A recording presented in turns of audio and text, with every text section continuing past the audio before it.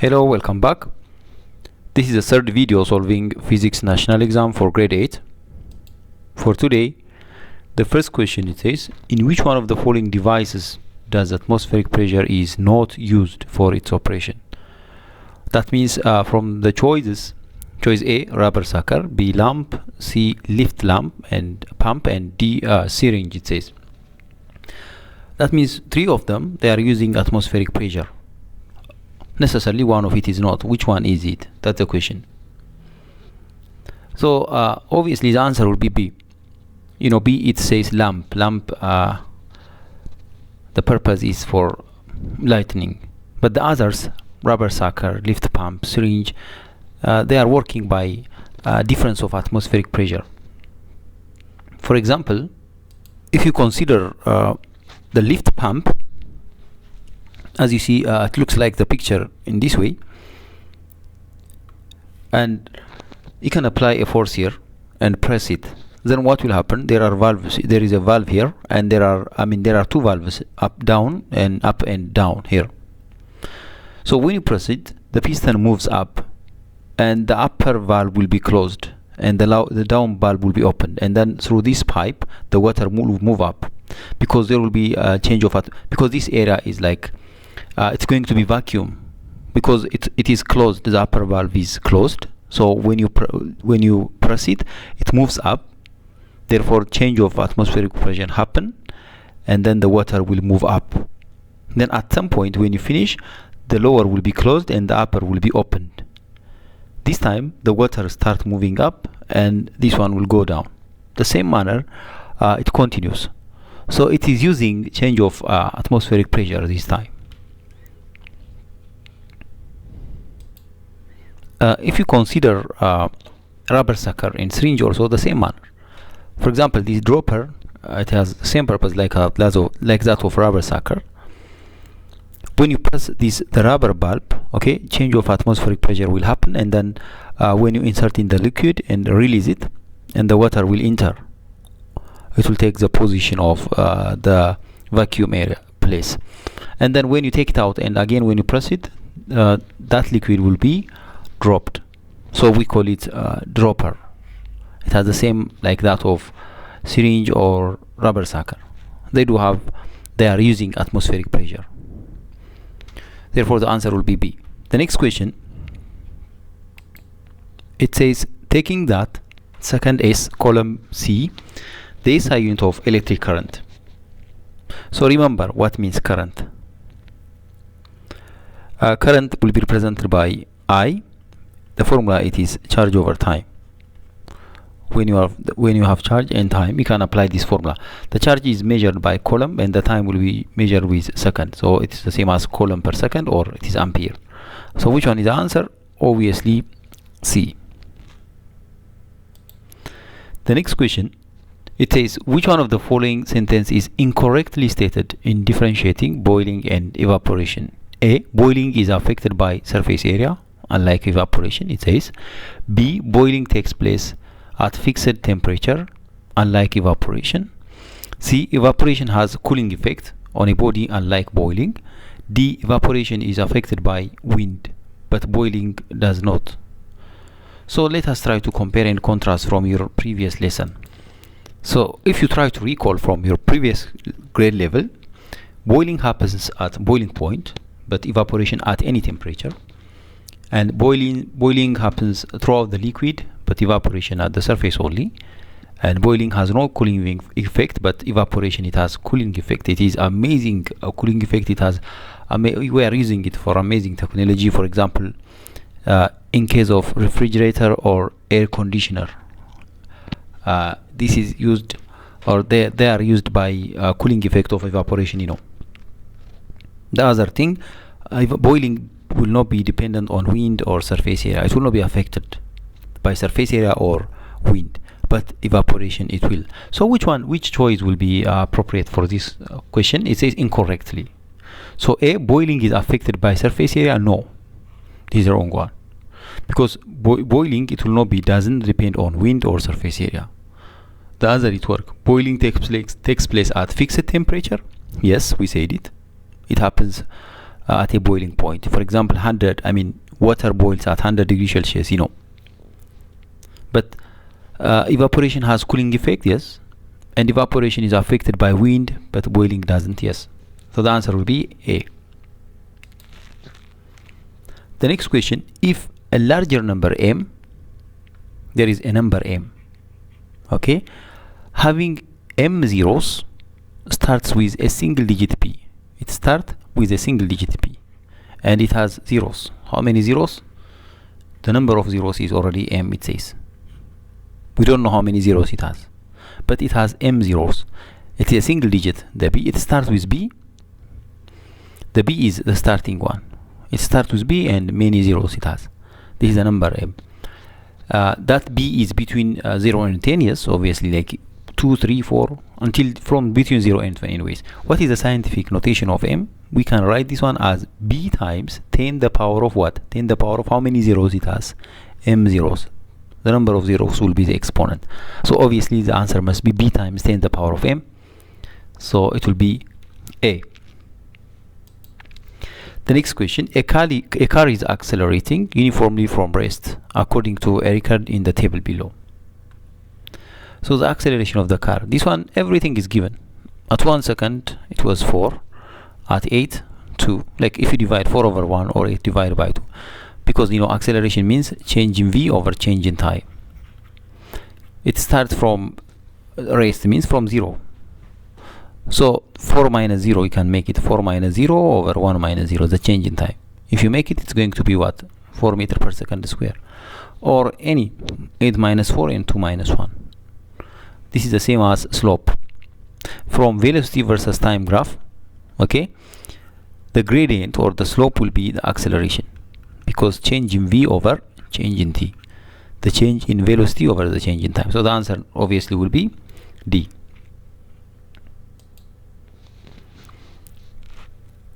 The next question, it says, we get dash from the slope of velocity versus time graph. Unfortunately, I said it before.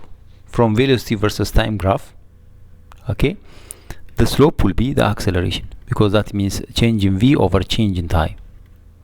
So it's going to be acceleration. The next one, which one of the following statement is in line with the laws of reflection?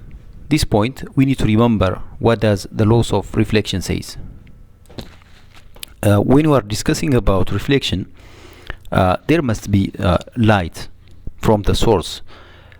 The light which comes from the source, we call it incident ray. This one, okay, look the arrow, and there must be a mirror. Okay, the down plane is a mirror, that is a plane. Therefore, incident ray will come, and then at some point it will start get back, or it will be reflected, bounce back, and it will be reflected. So this we call it reflected ray. And there are two kind of rays here, incident ray and reflected ray. And at the middle there will be a vertical line, as you see. This is the dot one. This line we call it normal line. So an angle will be formed between the normal and the incident ray. We call it I. And another angle also will be formed between the normal line and the reflected ray. These two angles obviously will be the same. Therefore, what does the law of reflection says? All these three lines, which lines? Incident ray, reflected ray, and the normal line. All of them, they will be found on the same plane. That is the first law. And the second law, it says the angle of incidence equal to the angle of reflection. These are the two. The number, which one is number one, which one is number two, it doesn't matter. You can exchange the place. So when we state the laws of reflection, what does laws of reflection says? As you see here, first one, incident ray, the reflected ray, and the normal line or the normal ray at the same point of inclined lie in the same plane. That same plane is a mirror one, obviously. Okay. The second point, the angle of incidence is equal to the angle of reflection. So which law, which one of the following statement is in line with the laws of reflection? A, angle of incidence may be greater than, no, it's the same, greater than the reflection, it says no. B, angle of incidence and that of reflection are always equal, that is true. C, the incident ray and the normal line like in different planes. No, not different plane. D, angle of incidence may be less than angle of reflection. Again, this is wrong, so the answer will be B. The next question, it says a load of 800 Newton is lifted by applying an effort of 160 Newton. Okay, the load is 800 and the effort is 160. Using the first order lever system, if the effort is 20 cm from the fulcrum and the load is 140 cm from the fulcrum, the distance of the effort is 20 cm and the distance of the load is 140 cm at this point. So the velocity ratio and the mechanical advantage of machine are dash and dash respectively, it says. So first of all, let us try to extract what are given. As I said before, the load is given to you 800 Newton, and again the effort is given to you 160 Newton, and distance of effort is given to you 20 centimeter, and distance of the load is given to you 140 centimeter. Then what are asked? Velocity ratio and the mechanical advantage. These are asked. Let us try to recall the formulas. The formulas, as you see here, velocity ratio is equal to distance of the effort over distance of the load, and mechanical advantage is equal to load over effort.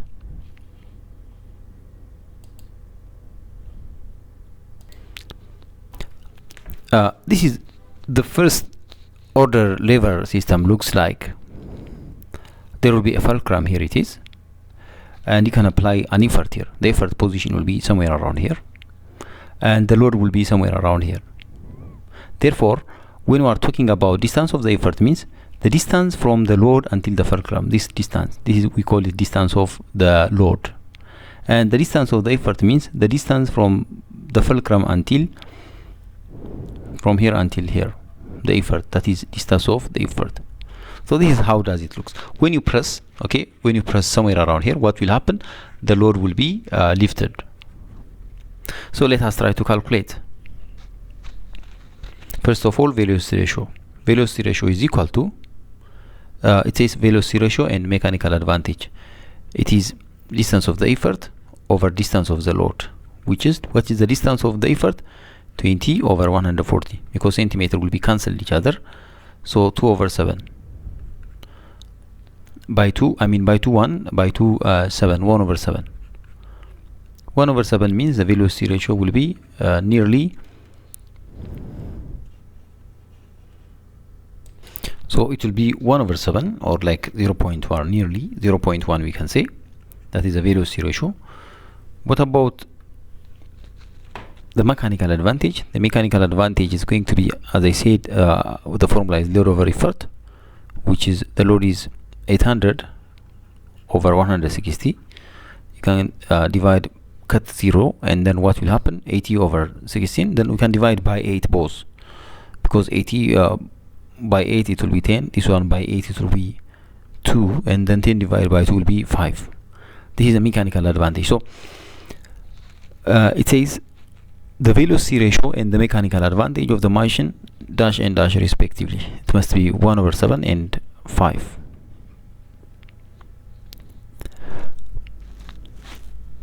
But 1 over 7 means it's like 0.1 nearly, but actually the answer is not found there. It must be A, but it's not 7, it must be 1 over 7. Maybe if the answer, the question here, if the effort is 20 centimeter, if it says 80 here, and if this one is like a 20, I mean in place of 20 if it is 140, and in place of 140 if it is 20, it may work. So maybe the question, it has a problem, it happens this kind of case. But remember what are the rules and what are, how does it looks.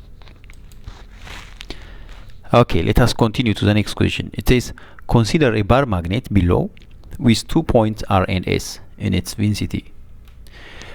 Which one of the following is true about magnetic lines of force outside of the bar magnet? the bar magnet here, it is this north pole and this one is south pole, and there are 2 points given to you, R and S. R is near to the pole and S is somehow further. So there are choices, see here. First choice, it says magnetic lines of force sink into the north pole, sink to north pole. And B, their density is greater at point S than at point R. The density at point S is greater than at R, it says, okay. C, magnetic lines of force can never cross each other. And D, magnetic lines of force emanate from the south pole. Okay, let us see. Magnetic lines of force looks like what you see here on the figure. When you try to draw the figure, it's always out from the north and into the south. So the first one, A choice, magnetic lines of force sink into the north. It says not sink, it will be comes out from the north, or we can say emanate from the north and sink to the south. And D again, A and D doesn't work. Look, D says magnetic lines of force emanate from the south pole. It says no, sink toward the south pole. It must be, so it doesn't work. And B, their density is greater at S. Where is the density? Like higher, the nearer the object, or to the poles area, it will be the denser. The lines of force will be here, as you see, crowded. When you go further, it will be somehow scattered. So the density is greater at point S, greater at point S. You see, S is further than R, so this one also doesn't work. But if you try to see choice C, it says magnetic lines of force can never cross each other. That's correct. Magnetic lines of force will never cross. As you see here, they are going in different space. They are not crossing each other. So the answer must be C. Okay, next question. So this question, it says an electric lamp is labeled as 200 volt and 100 watt. What is the resistance of the filament of the lamp? What are given? First, let's take out the given. The volt is given to you 200 volt, and the power also given to you 100 watt. And what's required? The required one is resistance. Then the solution. Before we start the solution, what is the formula? Remember the formula, power is equal to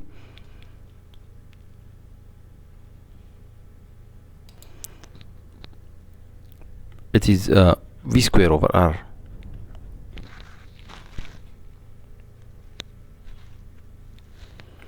Recalling this formula, we can apply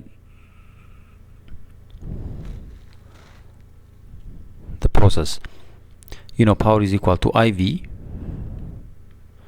Okay, from this we can derive it. So power is equal to, the V by itself is IR. So by substitution you can derive the formula, but it has skipped now because proving will confuse you more. So better to remember the formula first of all, which formula will be appropriate. Okay, in physics sometimes you need to try to state the formula appropriate for the given. By observing the given, you have to state the appropriate formula. So power is equal to V square over R will be the formula. So power is equal to, what is V? It is 200. When you square it, it will be 4 zeros, because when you square 2 times 2 will be 4, and it has 2 0. When you square it, it will be 40 divided by 100. So when you get the 2, okay, no, we are not going to find the power, we need to find the resistance. So from here we can find the resistance by crisscross multiplication. PR will be equal to V square. So if you divide both sides by P, so the resistance will be V square over P, which is V square means, as I said, 400, actually 40,000 over the P is 100 watt. So when you cut the 2 zeros here, it will be 400 ohm. That is the resistance. So these are some of selected problems for today. don't forget to subscribe. If you have any questions, any problem, you can write on comment place. And if you need something to be solved in mathematics or physics, you can write on the comment place. Thank you for watching. Don't forget to subscribe.